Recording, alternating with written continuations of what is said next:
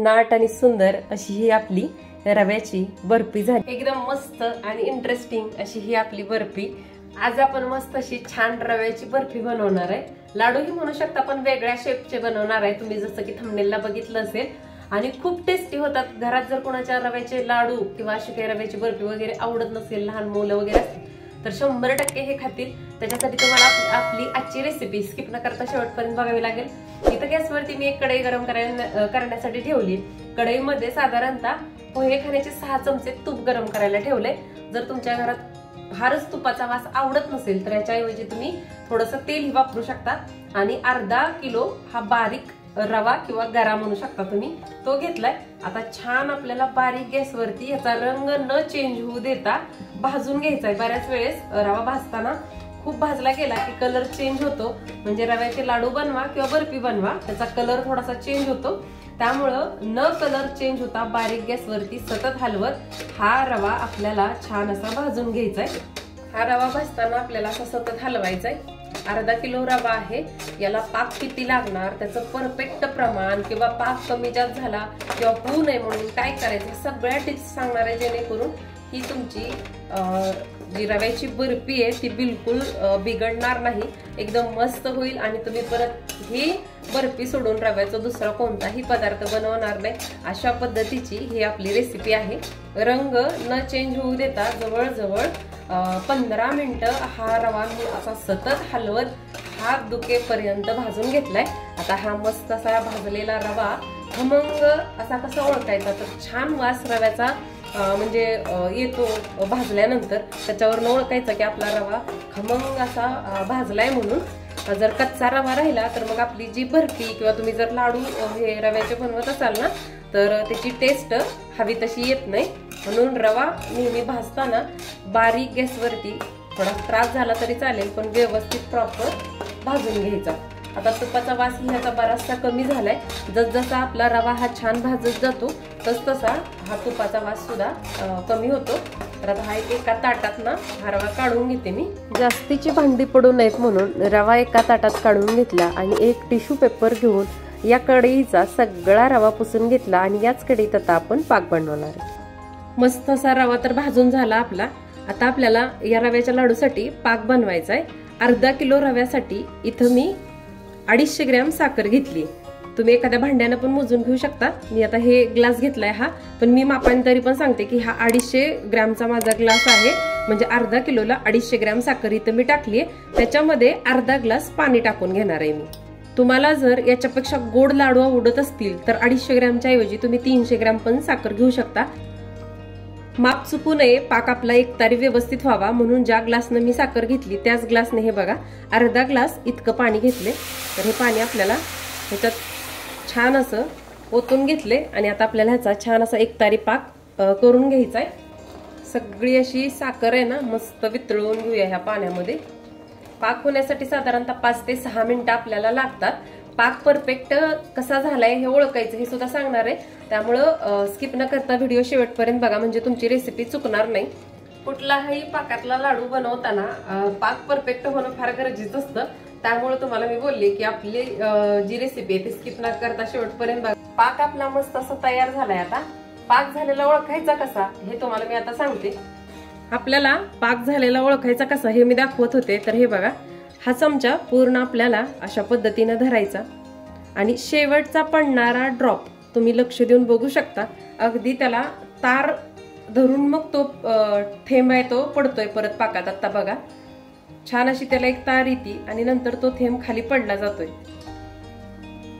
हे बघा म्हणजे आपला पाक तयार आहे। दुसरी आपली पाक ओळखण्याची पद्धत म्हणजे आता हा गॅस बंद करते, नाही तर दाखवेपर्यंत आपला पाक जो आहे तो पुढे जाईल। थोडीशी फुंकर मारायची बोटाला आणि हे बघा दोन्ही बोटांच्या मध्ये ज्यावेळेस आपण पाक धरतो तेव्हा अशी बारीक एकदम पाकाची तार चालते, तेव्हा ओळखायचं की आपला परफेक्ट असा पाक झालेला आहे। दोन्ही पद्धतीने तुम्ही पाक झालाय का नाही हे नक्की चेक करू शकता।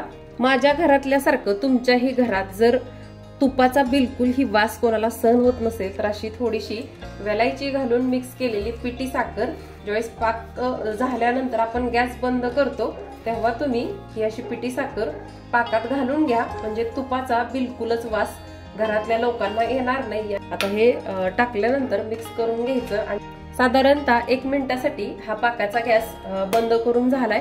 आता हा जो रवा आहे तो आपल्याला ह्याच्यामध्ये घालून घ्यायचा आहे। पण तुम्हाला जर वाटत असेल की अर्धा किलो रव्यासाठी हे पाकाचं प्रमाण जास्त होतंय, तर त्याच्यासाठी तुम्हाला एक आयडिया असावी म्हणून सुचवते की हा पाक मला माहिती की हे परफेक्ट प्रमाण होणार आहे, पण त्यातला हा अर्ध फुलपात्र पाक किंवा अर्धी वाटी पाक आपण साईडला जरी काढून ठेवला आणि नंतर जरी आपल्याला वाटलं की आपला पाक कमी पडतोय, तर हा जो एक्स्ट्रा काढलेला जो पाक आहे तो आपण ह्याच्यामध्ये ओतू शकतो। तर आता बघा, हा एक अर्ध फुलपात्र पाक काढलाय, मला माहिती की माझं प्रमाण परफेक्ट होणार आहे, पण तुम्हाला एक आयडिया यावी म्हणून मी हे करून दाखवते तुम्हाला।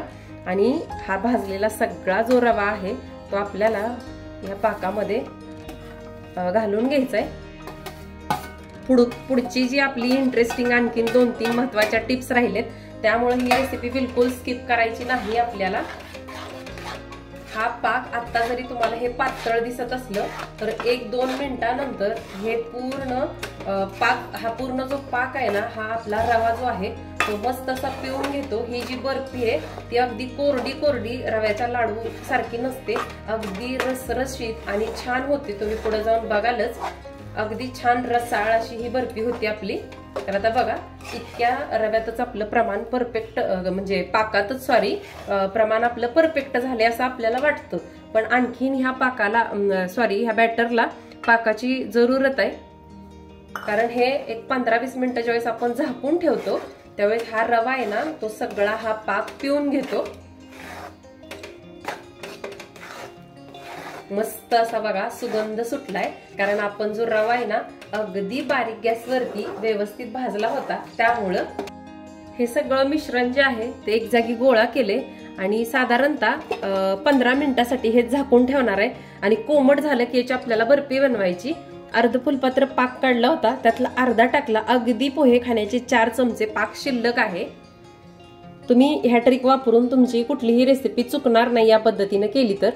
15 मिनिटं झालेत आणि आपण उघडून बघूयात। हे बघा, मस्त असं आपलं सगळं तयार झालंय, म्हणजे पाक व्यवस्थित पिला गेलाय आणि कोमट आहे आता हे मिश्रण। हे बघा स्ट्रक्चर किती छान झालंय बघा, असं स्ट्रक्चर असायला हवं ही बर्फी करताना। एक पोर्शन इथं काढून घेतलाय मी आणि दुसरा छोटा पोर्शन एका साईडला काढून घेतलाय। असे 2 पोर्शन केलेत मी। सगळ्यात इंटरेस्टिंग गोष्ट म्हणजे हा पायनॅपल इमल्शन आहे, इसेन्स नाही। इमल्शन वेगळे आणि इसेन्स वेगळे। तर तुम्ही नेहमी बघितलं असेल पायनॅपल शिरा वगैरे केल्यानंतर खूप छान टेस्टी लागतो, तसंच हा पायनॅपल इमल्शन घातल्यानंतर ही आपली जी बर्फी आहे ना ती सुद्धा खूप म्हणजे खूप टेस्टी लागते। बघा, आता हे आपल्याला मिक्स करून घ्यायचे। तर हा दुसरा इमल्शन आहे, तर हा आहे पिस्ता इमल्शन। आणि पिस्ता इमल्शनचा जो पोर्शन आहे तो आपल्याला थोडासाच करायचा आहे, जास्ती करायचा नाही। त्यामुळं आणि थेंब किती टाकायचे, तर इथं मी जवळजवळ पायनॅपलचा पोर्शन जो आहे तो जास्त आहे, त्यामुळं 10 ते 12 थेंब ह्याच्यामध्ये टाकलेत की फ्लेवर छान येईल आणि तुपाचा सुद्धा बिलकुल वास येणार नाही। आणि घरातली लहान मुलं खरं तर ही बर्फी किंवा रव्याचे लाडू म्हणून अगदी आवडीनं खातील। त्यामुळं हा सगळा जुगाड आहे आणि दिसायला तर खूप सुंदर दिसते ही बर्फी। सगळं छान मिक्स करायचं, म्हणजे कलर एकसारखा आला पाहिजे आपल्या या रव्याला। थोडंसं पोळतंय ह्या हाताला इथपर्यंत आहे आणि असं असतानाच आपल्याला हे मिक्स करायचंय, जेणेकरून आपल्या ज्या बर्फीला किंवा ह्या लाडूंना छान मस्त असा एक शेप येतो। हा जो पायनॅपल इमल्शन मिक्स करून झाला त्यानंतर हा आपला पिस्ता इमल्शन जो आहे तो सुद्धा छान आपल्याला मिक्स करून घ्यायचा आहे। तुम्हाला जर ह्याच्यापेक्षा डार्क कलर हवा असेल तर तुम्ही याच्यामध्ये लिक्विड ग्रीन कलर असतो ना तो सुद्धा मिक्स करू शकता, किंवा इमल्शन जरी थोड्या आणखीन प्रमाणात तुम्ही वापरला तरी पण काही जास्त फरक पडत नाही। टेस्ट छानच येणार आहे आपल्या बर्फीला। सगळ्यात इंटरेस्टिंग गोष्ट याच्यासाठी लागणारी ती म्हणजे या पद्धतीचा हा शिरा उपीट भातचं जे मुदाळ असतं ते लागणार आहे आपल्याला। हे कुठंही अगदी मार्केटमध्ये तुम्हाला 10 रुपयाला भेटून जातं. हे नसेल तर साध्या पद्धतीचं जरी एखादा तुमच्याकडं छोटी वाटी किंवा एकदम छोट्या साईजचं झाकण वगैरे असेल ना तरी पण करू शकता. परंतु यानं ही खरी तर डिझाईन आहे, ह्याच्यात तर खरी मज्जा आहे. तर आता आपल्याला काय करायचं, ह्याला थोडंसं पहिल्यांदा फक्त ही बर्फी करताना व्यवस्थित निघावी म्हणून थोडंसं तूप लावून घेणार आहे मी ह्याला. अगदी सगळ्या बाजूला ह्याला कडेपर्यंत व्यवस्थित तूप लावायचं आणि त्या ताटाला सुद्धा मी तूप लावून घेतलंय छान असं. आणि म्हणजे का की नंतर उचलताना व्यवस्थित नाही, जास्ती नाही लावायचं, अगदी थोडं लावायचं. आता ह्याला तूप लावून घेतले. सुरुवातीला हा जो पायनॅपलवाला पोर्शन आहे ना तो मी याच्यामध्ये भरणार आहे. आणि बघा एकदम रसाळ असं हे रव्याचं आपलं सगळं मिश्रण झालंय अगदी बघा. आणि हे तुप्पा म्हणजे दाबत असताना सुद्धा जे आपण तूप सुरुवातीला घातलं होतं त्यामुळं छान असं ह्याच्यात एक ओलावा आहे, चकाकी आहे बघा छान. आणि हे चांगलं व्यवस्थित प्रेस करून भरायचं आहे आपल्याला. आणि त्यानंतर ह्याच्यामध्ये आपल्याला लास्टला भरायचा आहे हा पायनॅपल फ्लेवरचा पोर्शन भरायचं एकदम व्यवस्थित पॅक शेवटपर्यंत. किती सुंदर दिसतंय बघा. आता काढल्यानंतर खरी तुम्हाला मज्जा येणार आहे बघण्यासाठी. हे थोडंसं आपटलं याचं ताटामध्ये पडून जातं. आणि हा बघा काय मस्त झाली की नाही आपली बर्फी. हे बघा सुंदर एक नंबर दिसते. तुम्हाला पाहिजे ते इसेन्स पाहिजे ते फ्लेवर वापरून ही तुम्ही रव्याची बर्फी किंवा लाडू बनवू शकता. मस्त झालेत की नाही एकदम. तुम्ही हाताने किंवा असं प्रेस करून प्लेन करून घेऊ शकता. हे बघा. आणि आपल्याला फक्त एका बाजूला हे एकदा आपटलं ही आपली बर्फी छान अशी निघून मस्त अशी येते बघा. हा हा हा हा काय सुंदर मस्त ना. सुटलं का मग ही रव्याची बर्फी बघून तोंडाला पाणी. अगदी फ्लेवरवाली आणि किती मस्त आणि सोपी. आणखीन पुढे ह्याला आपण सजवणार आहे त्यामुळे रेसिपी स्किप न करता शेवटपर्यंत. चारोळे घेतलेले आहेत आणि बर्फीच्या मधोमध लावून घेणार आहे. खरं तर तुम्ही ही बर्फी ज्यावेळेस ओली असेल ना त्याच वेळेस लावून घ्या. माझ्याकडे कोणी हेल्पला नव्हतं त्यामुळे मी आत्ता लावते. आणि इंटरेस्टिंग अशी ही आपली बर्फी रव्याची बर्फी किंवा वेगळ्या प्रकारचे लाडू खरं तर बर्फी म्हणणंच योग्य ठरेल. तर आपली तयार झाली. कशी वाटली आजची रेसिपी ही कमेंट करून नक्की सांगा. आणि नक्की या गौराईला ट्राय करा. नसेल तर दिवाळीत नक्की ही रेसिपी ट्राय करू शकता तुम्ही. आणि किती सुंदर दिसते हे बॅक कॅमेऱ्यानंतर मी दाखवतेच. आणखीन एकदा दाखवेन. तुम्हाला आवडली का मग आजची रेसिपी? आवडली असेल आणि आणखीन लाईक केलं नसेल तर प्लीज लाईक करा आणि व्हिडिओ जास्तीत जास्त शेअर सुद्धा करा. तर नंतर भेटू अशा छान अशा ब्लॉग सोबत. तोपर्यंत सर्वांना श्री स्वामी समर्थ.